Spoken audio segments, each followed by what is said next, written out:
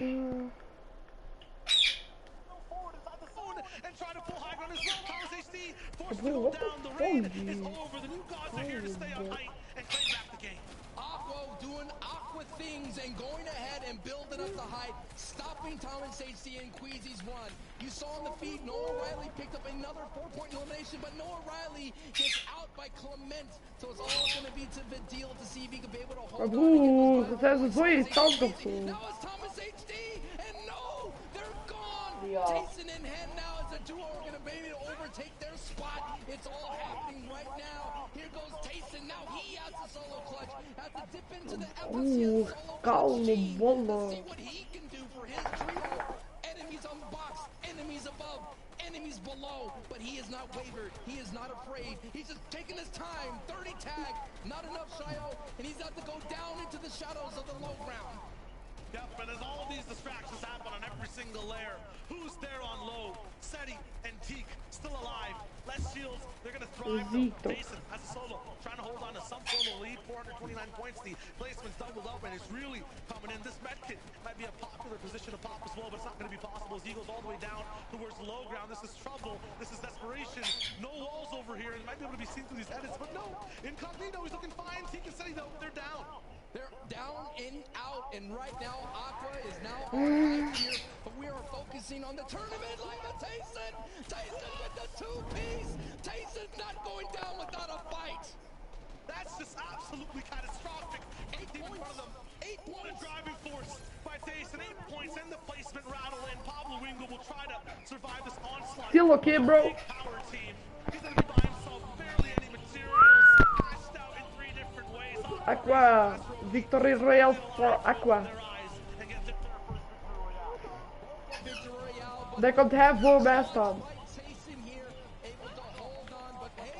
Rest of the lobby has decided to play in this FNCS Grand Finals, and they're making an appearance, but Tayson right now looking strong. In Grand Royale formats like this and tournaments that are this close, it's a game of inches towards the very end. What Tayson just did might be the difference maker in this last game. That was just so impressive. That far down in the line, low HP, the first 175. To get the second elimination is nuts. But for Aqua, Fastroki, and Reason to be activated now, Sancho, I mean, you must be happy for that, number one. Second off, that is a lethal force that's ready to play the game. I'm happy. Not about me, though. You know, Aqua is no doubt the GOAT. Aqua is going to be able to put his boys in position of Fastroki and Reason. They just have to do it again. It was when Aqua did his Aqua thing, jumping to the front side of storm, dipping into the storm to eat that damage and be able to build up, and that's when it kind of turned the tide here. But maybe the tide is Daar komt hij hier weer voor. that hasn't been accrued. Of all these trios, but only one can really fit in. Who has those broad shoulders? Who's blocking everyone else out? Well, Zeke, Levin, and Reese, they've got the answer. And talking about broad shoulders, it's only you, Shaway. You know, someone else in this world. Wow, my goodness. Aqua, Fastroki, Reason. They start that game in 23rd place. Now, they have a victory royale. 9 eliminations. We talked about it. What, the 10 points being 100, so they're just below that line. But let's take a look at this. This is that kind of key moment, right, Levin? They have enough, they pat on over, and they take high. They say, whatever happens, we're going to lock down this game because we want the W.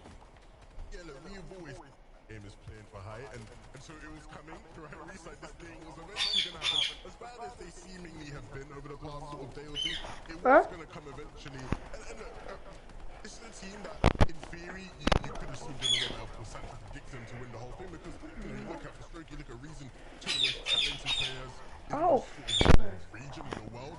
Of course, Waar is het? Waar is het maar? Waar? Papa! Waar is het? Wat? Oei. Just a little add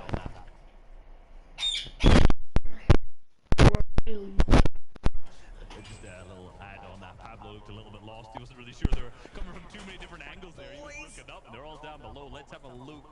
Where are they at here on the leaderboard? They've not jumped up into the top 10 actually, but look at the first and second. What is the beetje fishy? 2 games remaining. Vadil, Janice, Noah, and Hen, Tayson, and Chapin tied on 4 141 points. Is Benji Fishy niet?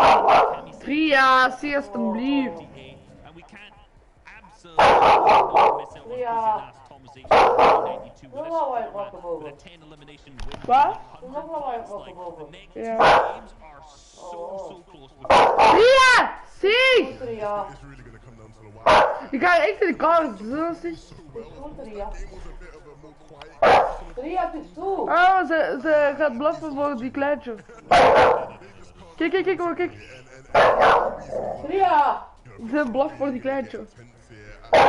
Mama. Ze is echt een handicap. Ria, zie. Oei. Alsjeblieft. Ria!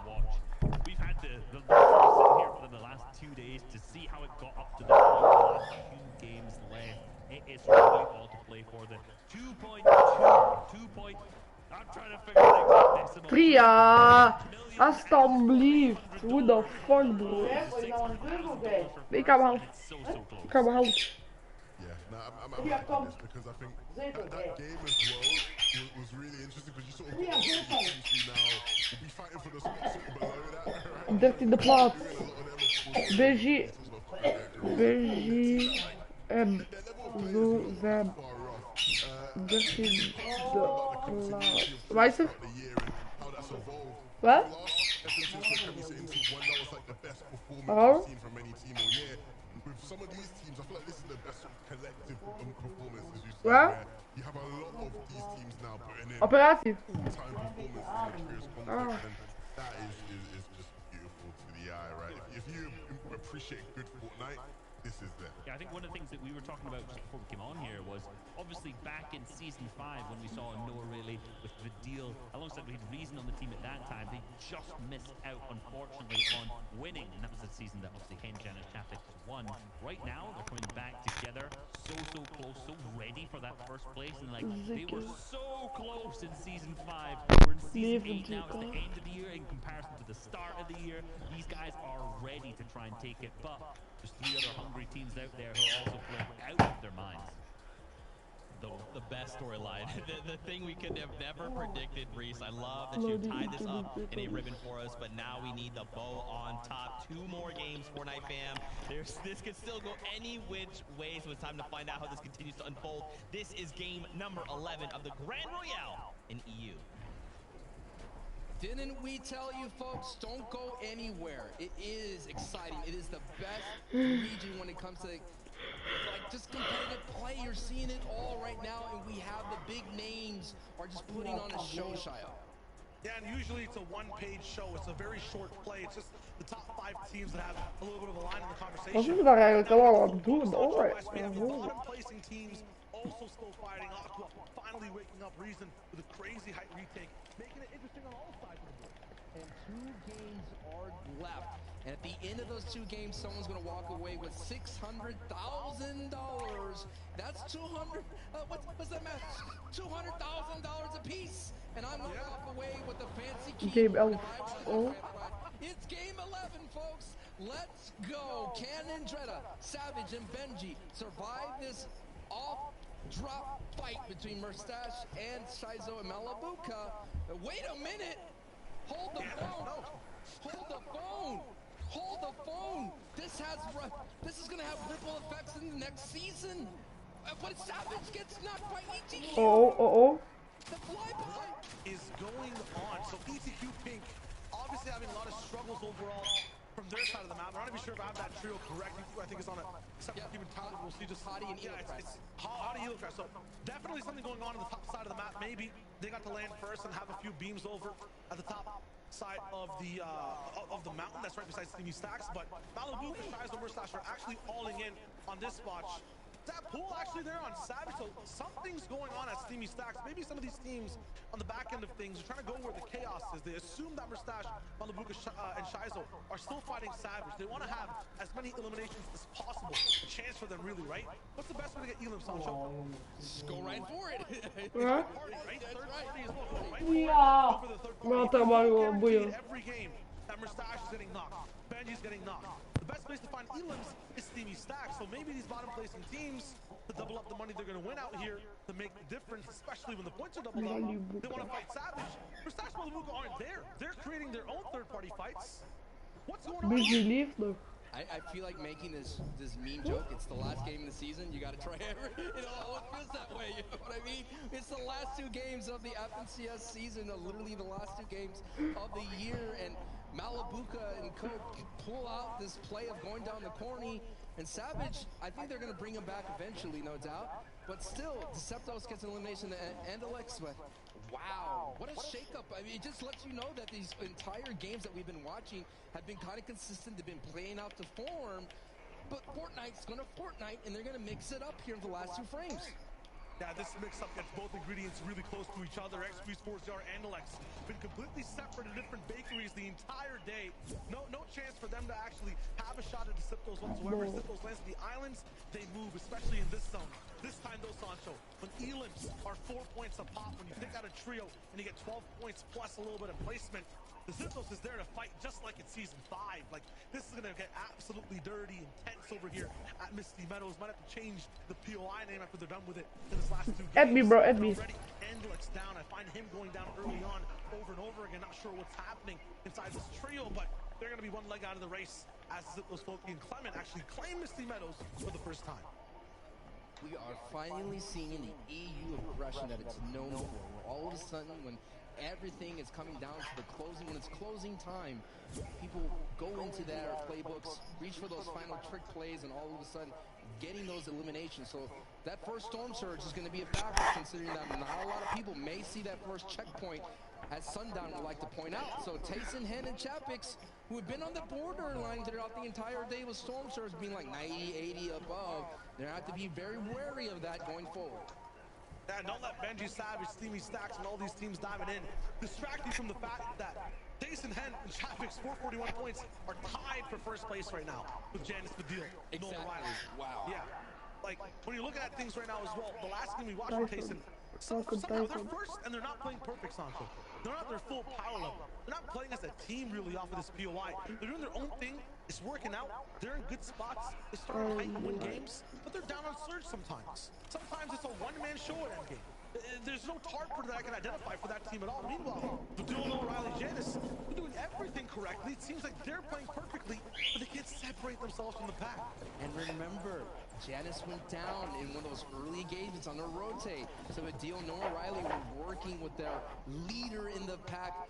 And wow, there's so much action. Let's take a look at some of the replays that's happened here for the Osprey engagements. As you see in here, Andretta, Savage, and Benji bringing them back, so they're going to be fine. But still, a lot of money up for grabs for everything. And Sky gets doubled right there and eliminated. 4 points converted. All the madness on the island's happening. And still, Thomas HD. I always love this, you know. He understands he hasn't shot in the back before doing the strategy, so that's why he's building that method. He understands, but I think Sky is the one who gave him that PTSD over and over again. You know, they get contested here sometimes, especially with this new age thing, especially with all the cash cups. But the fact there that, you know, in game time we have so many reboots as well rolling in. Every team is kind of cleaning up fights fast, maybe just rolling one player off as a cost and then getting everybody back in the game. That's pretty good. And we saw that Sapphire and Shades in the NA West region, the most reboots that's ever happened here, 10 plus. So hey, teams are bringing them back, no doubt that has been a change for the reboot card being longer and the change that you don't have to pick it up. We've been seeing its effects not only in the competitive scene, but in pubs. It's always nice just to be able to drive over a card and get your player back in with all the time. But Cammy, Seti T, trying to defend their crown. They're still within the conversation. Of course, they're right there. We've seen them be able to do it, but it's only 20 points or so. So it's like they're right behind them. So it's very close. No matter what zone it is, these guys are always there, and they're always playing consistently, right? They don't really skip it on any games. If you're talking about conversations and who's kind of in the room, people who are getting quieter right now will be probably super quiet this game as well. Queasy, Anas, Thomas HD. The reason they were playing so well yesterday, mountain zones, retail row, they literally have a perfect game plan every time the game goes towards the eastern section of the map. Anywhere near Dirty Dogs, That is literally their playground. I could honestly bet for a victory royale, and I would have a high chance of that being possible inside this lobby with Queasy and Asamas HD. The issue is they're not getting any zones today, Sancho. They don't have a position of control. They're always leaving, and people are getting more desperate. Aqua diving in, taking 50 damage of the storm to have high ground. Queasy can't even handle the people who are trying to contest and hop around him. It's too chaotic, too much energy, and they're struggling here for their win condition. Take a look at the mini-map. You're seeing it is a central zone. That is the home zone, and that is Bony Burbs. You see right there those blue arrows right above Bony Burbs. That's Aqua's trio. And if they could string together these last two games, they could inch their way closer and closer. And the reason why I picked them, honestly, is because of this day 2 factor. If they get high ground, they've known to get those double-digit eliminations. And you talked about stealing points. They will steal points away from anyone that likes to play high. And that's going to be sometimes the Queasies of the world, the Taysons of the world. Like Tayson's game with the trio, they're very flexible, but no doubt they want to be on high to avoid Cammy, Seti, and Teak on the low ground. If they end up at low ground, though, I'll already give the play of the tournament here to Tayson, possibly. I said it when it happened last game. It might not be the most flashiest thing. No Riley popped off and might have the best clutch overall, but Tayson, the fact that you're that low by yourself and you convert on a team in the top 5 in a game where you can't really win, clutches like that that are unseen go so far inside your 12-game tournament overall, especially when there's double points. Let's take a look at Kiriachi real quick. How things are finding off spawn as Sludgy Swamp. He's still active. Blotch, I feel like, is getting into so many fights over the 2 days, and he also has to deal with Crow on the other side. This is going to be tough, so a little bit overwhelming overall. Also, looking at the replays, you can see 4-0 going down in the feed to Clement. So super early, that hunt still going down, the Misty team being fully converted on. Badil, Janice, and O'Reilly, they're not going to be part of any of that action. Sancho's really good that they just get to stay invisible as well from Believer Beach. Just to pick up what we said during the break, if you didn't miss it, Badil and O'Reilly have been in this position before. They've been in a top 2 situation going through the end game, and they went down because a third-party Bolt Sniper took out Noah Riley from the back. And all of a sudden, that opened the door for him, Janice, and Chapik at the time to do that $100,000 box fight. You and I, Shia, we were at front row seat. We saw that all. Right now, there's still a couple games to work with here. But still, you no doubt that's in the back of Badil Noah Riley's mind, considering they were right in the running.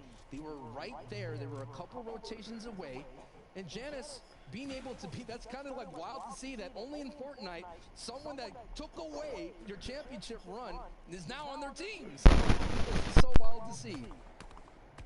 What's even wilder too is the fact that I feel like both teams kind of missed the alarm clock this game. That being Tayson and Janice. When they're rolling in, and you can kind of combine the name if you want, but overall they already have elims when they start out, right? A little bit earlier on in the mid game, maybe they're going for a box fight type of scenario. We saw it multiple times from Badil and O'Reilly. Now they're playing it safe. Even in the top 4 though, this isn't the safest as you can be if you don't hit the shots. Janice, that's beautiful with the legendary burst they are. In these spots, Sancho, we find even the best teams down on Surge, but it looks like Janice is ahead of the pack. Seti Teak, they've been struggling. They go for this 2-box diagonal base and they look for shots. They never really land them, and they're just double digits on Surge. The reason why I said is because Crow and Co is right there looming in the distance. They're really far off. But if they're going to be part of this rotational wedge, they got to be careful. Cammy says trio is under Surge.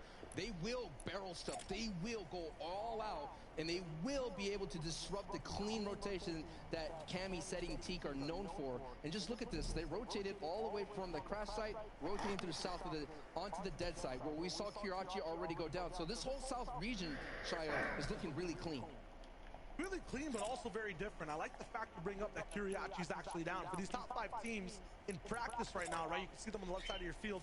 In finals, in these lobbies, Kiriachi is usually the one dictating what happens on the south side zone, especially when it wraps up over here.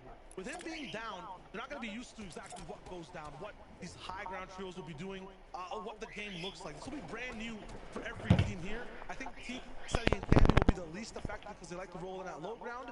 They're also ones with a lot of pressure to catch up, right? Queasy and Asamas HD, Sancho, they missed like half a game. They fell back about 50 points. Now you're looking at Seti, Cammy, Teak. They still had a good game, but they're behind that first place team, and they're only going to fall further back if they don't do anything. Look at Thomas HD right now. 10 damage above. They just spaced up. Okay, true. Every time I call him out, he's here ready to play. 62, I like to see it. But they need more. 96 wasn't enough before Sancho. 150 was taken away in a matter of 1.5 seconds. Yep. It'd be at least 200 to 300 if they want to be comfortable. That's what we saw in the previous match. It's not about this 50-man surge. It's about the 30 moving surge. That's going to be the question mark that they hopefully have the answer for. Thomas AC using that mythical burst AR from Doc Sloan, getting some big tags. Triple 26.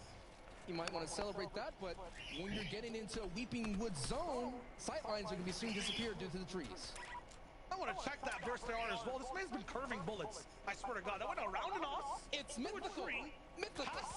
A brick, and then landed 3 body shots in a row. Like, once again, he's the only one doing damage on his team. If we can get, like, at some point in the future, a surge stat, how much damage a player's done in certain zones, I want to see Thomas HD's.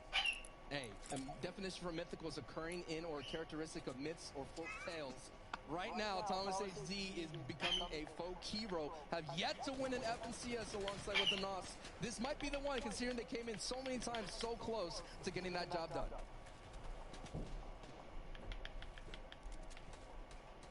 Looking from the outside in, though, comeback stories, always lots of fun, and kind of only have a chance to start, or I guess end, in the second last game. Scram, Hellfire, Flowish from 5th to 6th place overall. This is the team that overtook them, Futrix, Sapphik, and Lusha. This is the game where they actually have to stop being normal trios. Need to elevate themselves, become top 3, place top 3. If not, Sancho, they're stuck in the mud. This is, I know I'm positive, but as a player in these kind of set lobbies, I hate when someone tarps right next to you and sits on you. Have this high ground on this plateau, Thomas CC, and all of a sudden here comes Sapphik trio, and they want to be neighborly, and you're just like, no, dude, like, I worked hard for this spot. Go away. The future will have the vantage points. The issue for Thomas HD right now as well is no one's really made that forest exciting and lit at all. There's no fire at all on the trees. The lines are blocked on the low ground. A lot of trios haven't moved in yet, so they might be able to turn around, and Nas has a very good line of sight on anyone coming in from backside the zone. Thomas is still trying to fight. You cannot trip up here. It's going to be very dangerous. That's not his floor. He can't edit. Has to back up. This man's basically caught in an entire monstrosity of builds that doesn't know what's what, where's where, who's who. This is going to be really tough. This Squeeze is actually the one to take a lot of damage. Remember, it's not just a trio they're fighting, Sancho. Everyone on the map is looking for free damage as well. Bad Sniper finally leveling up, takes out Benji Fishy, who's struggling once again to pass in the mid-game in these final moments. Every single team, if they just expose themselves for a second and make a mistake, it's done. We gotta look at like where is Sapphik on the Storm Surge as well. Either we already saw Thomas Ishii's right on the border, so he may be willing to take this box fight. But if Putrick and Sapphik and Lucia are not, that's gonna be they're gonna just be on full defense and let Storm Surge create these opening edits for them. We've seen Storm Surge just create this pressure. The mechanic plays go out the window, and all you have to do if you know that other team's struggling on Surge, you just sit there and wait with an edit or the kind of charge shotgun, and you get the job done. So that is what's on the line in that engagement. Let me super close by. No Riley Janice Vidal doing usually what Queasy Thomas HT2, and that's No, try. Riley. That's all they really want to do. Upkeep the power, make sure this final score is going to be towards their favor. So no elims just yet.